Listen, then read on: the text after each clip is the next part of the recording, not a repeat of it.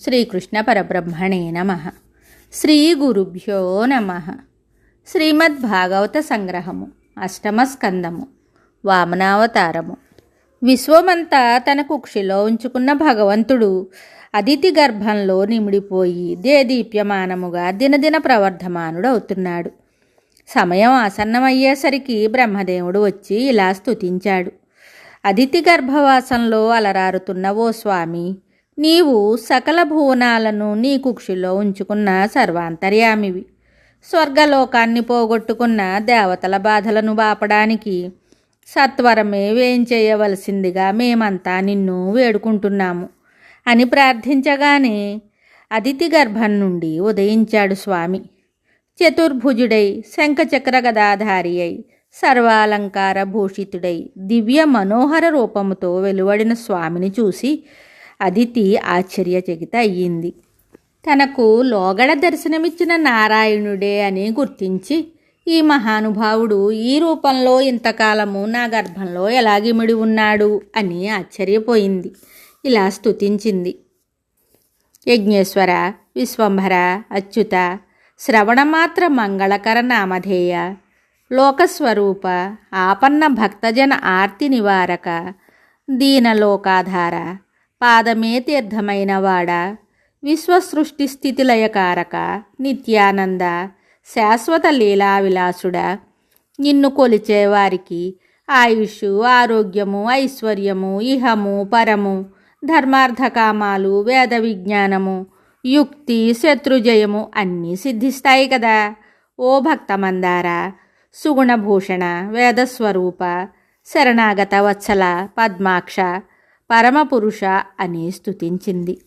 కశ్యపుడు స్వామిని అనేక విధాలా స్తుతించాడు. స్వామి జన్మించిన రోజు భాద్రపద శుద్ధ ద్వాదశి శ్రవణ నక్షత్రం అభిజిత్ ముహూర్తాన జరిగింది.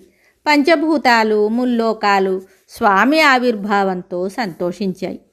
తరువాత అతిథి కశ్యపులు చూస్తూ ఉండగానే స్వామి వామన రూపాన్ని ధరించి వటువుగా మారాడు. తరువాత ఆ వటువునకు అడుగు చేసే వయస్సు రాగానే మునీంద్రులు అన్ని ఏర్పాట్లు చేశారు. సూర్యుడు గాయత్రీ మంత్రాన్ని ఉపదేశించాడు. బృహస్పతి జంధ్యాన్ని, కశ్యపుడు మేఖలను, అదితి కౌపీనాన్ని, భూదేవి నల్లజింక చర్మాన్ని, చంద్రుడు దండాన్ని, ఆకాశము గొడుగును, బ్రహ్మ కమండలాన్ని, సరస్వతి జపమాలను, సప్తఋషులు పవిత్ర దర్భలను, కుబేరుడు భిక్షాపాత్రను ఇచ్చారు. పార్వతీదేవి అక్షయం అంటూ భిక్ష పెట్టింది. బ్రహ్మర్షులు ఆశీర్వదించారు. వేద మంత్రాలతో హోమం చేశారు. ఉపనయనం పూర్తయిన తరువాత మాయావటుడైన వామనుడు అక్కడ చేరిన బ్రాహ్మణుల్ని ఇలా అడిగాడు. బ్రాహ్మణులకు తగు రీతిని గౌరవించి సత్కరించి దానాలిచ్చే దాతలు ఎవరైనా ఉన్నారా? వారెవరు, ఎక్కడుంటారు అనగా బ్రాహ్మణులు ఇలా చెప్పారు. వామనమూర్తి, అటువంటి దాతలు ఎందరో ఉన్నారు, కానీ బలి చక్రవర్తితో సమానుడైన మహాదాత ఎక్కడా లేడు అని చెప్పగా విని సంతసించిన వాడైన వామనుడు తల్లిదండ్రుల యొక్క పెద్దల యొక్క దీవెనలను పొంది ఒక శుభముహూర్తాన బయలుదేరాడు. ఆ సమయంలో నర్మదా నదీ తీరాననున్న భృగుకచ్చము అనే క్షేత్రంలో శుక్రాచార్యుడు బలిచక్రవర్తిచే అశ్వమేధయాగాన్ని చేయిస్తున్నాడు. వామనుడు బలిచక్రవర్తిని కలుసుకోవాలని యాగశాలకు వడివడిగా వెళుతున్నాడు. యజ్ఞస్థలం ముందర ఏనుగులు, గుర్రాలు, సైన్యాలు బారులు తీర్చి ఉన్నాయి. ఆ యజ్ఞంలో పాల్గొంటున్న ఉద్దండులైన మునులంటే దేవతలు కూడా భయపడతారు. యజ్ఞశాలలోని ఋత్విక్కులు, సభాసదులు వడివడిగా నడిచి వస్తున్న వామనమూర్తిని చూసి సూర్యుడో అగ్నిదేవుడో స్వయంగా యజ్ఞం చూడ్డానికి వస్తున్నాడేమో అనుకున్నారు. ఇలాగ తలపోశారు. ఈ వామన రూపుడైన సుందర బాలకుడు ఎవరు? మారువేషంలో వచ్చిన శివుడో, విష్ణువో, బ్రహ్మో, సూర్యుడో, అగ్నియో కాడు కదా. ఇంతటి తేజస్వి మనోహరమూర్తి అయిన బ్రాహ్మణ వటువు ముల్లోకాల్లో ఎక్కడున్నాడు?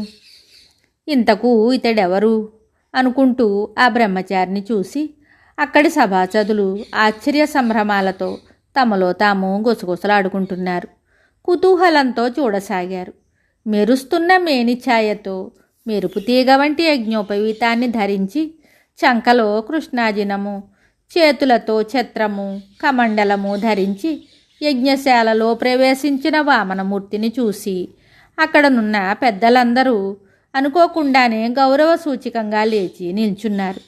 వామనుడు యజ్ఞవాటికిలో విహరిస్తూ సామవేదం పఠిస్తున్న ఉద్గాతలను, మంత్రాలు పఠిస్తూ హోమం చేస్తున్న హోతలను, అగ్నులను వెలిగించే ఋత్విజులను చూశాడు. వారిని కలుసుకున్నాడు. కొందరితో కలిసి వేదం చదివాడు. కొందరితో వాదించాడు. కొందరితో చలోక్తులు ప్రియాలాపాలు ఆడాడు. కొందరిని నవ్వించాడు. అంతటా తానే అయ్యి తిరిగాడు. నెమ్మదిగా బలిచక్రవర్తిని సమీపించి ఇలా అన్నాడు. ఓహో, ఇతడేనా ఆ దానవ చక్రవర్తి? ఎవడైతే దేవేంద్ర అగ్ని యమాది దిక్పాలకుల గర్వాన్ని తొలగించిన వీరుడో? ఇతడేనా లోభాన్ని పూర్తిగా పోగొట్టుకున్న వ్యక్తి? ఇతడేనా అనేకమైన యజ్ఞవ్రత దానాది సత్కర్మలను చేసిన పుణ్యమూర్తి?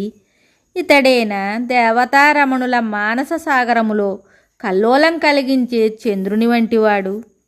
ఇతడేనా సత్యము, దయ, ధర్మాలతో విలసిల్లే సౌజన్యమూర్తి అని పలికి ఈ విధంగా స్వస్తి పలికాడు. త్రిభువనాలను శాసించేవాడును, ఇంద్రుని అవలీలగా అణగద్రొక్కి మహోన్నత పదవిని అలంకరించి నిర్వహించినట్టి వాడును, మునీంద్రులచే స్తుతింపబడి మంగళకరమైన యాగాలను జరిపించువాడును, దేవతాసతుల మంగళసూత్రాలను పోగొట్టువాడును అయిన ఓ దానవేంద్ర, నీకు శుభమగుగాక అని దీవించాడు.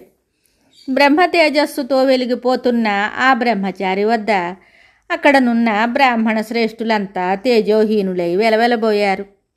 బలిచక్రవర్తి బ్రహ్మచారికి ప్రణామాలు చేసి ఉచితాసనం ఇచ్చి అడుగులు తుడిచాడు. అతని ధర్మపత్ని బంగారు కలశంతో నీరు పోయగా దానవేంద్రుడు ఆ ఒడుగు యొక్క అడుగులు కడిగి తుడిచాడు. ఆ నీరు శిరస్సుపై చల్లుకున్నాడు. తరువాత ఇలా అడిగాడు. ఓ బ్రాహ్మణ కుమారా, నీకు స్వాగతము. నీవెవడవు? ఎవరి బాలుడవు? నీ నివాస స్థలమేది? ఇక్కడికి నీవు రావటం చేత నా జన్మము, వంశము సఫలత చెందినవి. నేను ధన్యుడనయ్యాను. ఈ యజ్ఞము పవిత్రమైంది. నా కోరికలు నెరవేరాయి. అగ్నులు బాగా వేలవబడినవి. ఈ సమయము చాలా మంగళకరమైనది. ఓ భూసురోత్తమ, నీకేమి కావాలి?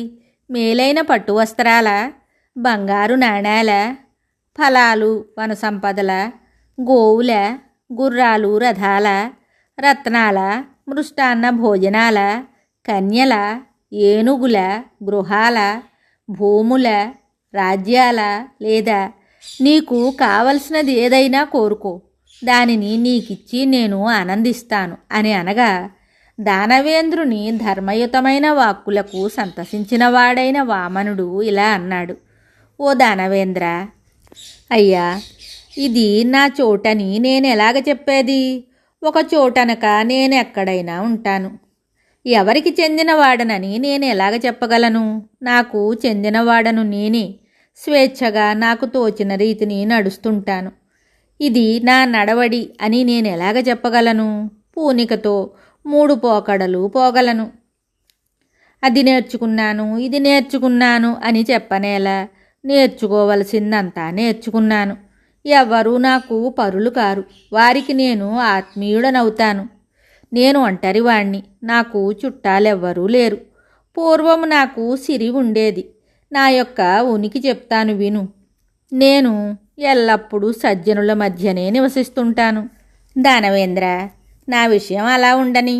ఇప్పుడు నీవు నాకు కానుకలిస్తానని అన్న మాటలు మీ వంశానికే తగి ఉన్నవి. నీ యొక్క సత్కీర్తిని ఇనుమడింపచేసేవి.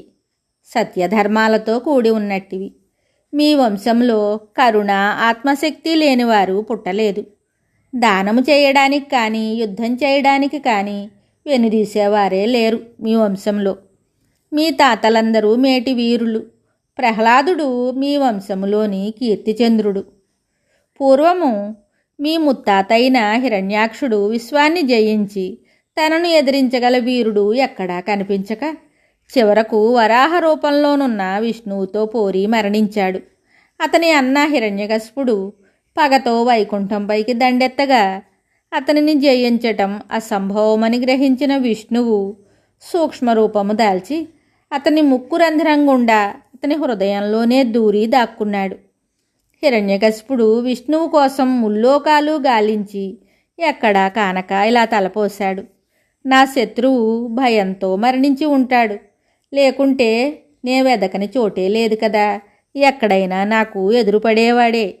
మరణించిన వానితో శత్రుత్వం తగదు అని భావించి ఊరుకున్నాడు నీతిమంతుడైన ఆ అసురాధిపతి. మీ తండ్రి అయిన విరోచనుడు మాత్రము సామాన్యుడా? ఇంద్రాది దేవతలు బ్రాహ్మణ రూపంలో వచ్చి అర్థించగా తన ఆయుష్నే దానమిచ్చాడు గదా. నీవు వారందరికీ ఏమాత్రమూ తీసిపోనివాడవు. రాజ్యాధికారము వచ్చిన వారు పూజనీయులకు, బ్రాహ్మణులకు, యాచకులకు ఉదారముగా ధన సహాయం చేస్తూ ఉండాలి. లేనిచో ఆ సంపదలన్నీ నిరర్థకాలే అవుతాయి. అవి చేయింపవలసినవే. ఓ ధనుజేంద్ర, నీవు నాకు ఏదైనా దానం చెయ్యాలని ఉత్సాహపడుతున్నావు, కానీ నేను ఒంటివాడను. నాకేం కావాలి? ధనము, భూములు ఏం చేసుకుంటాను? 3 అడుగుల నేల మాత్రము ఇవ్వు, అదే నాకు బ్రహ్మాండం అని చెప్పిన వామనుడితోటి బలిచక్రవర్తి ఇలా అన్నాడు. మిగతా కథ తరువాయి భాగంలో తెలుసుకుందాము. శుభం.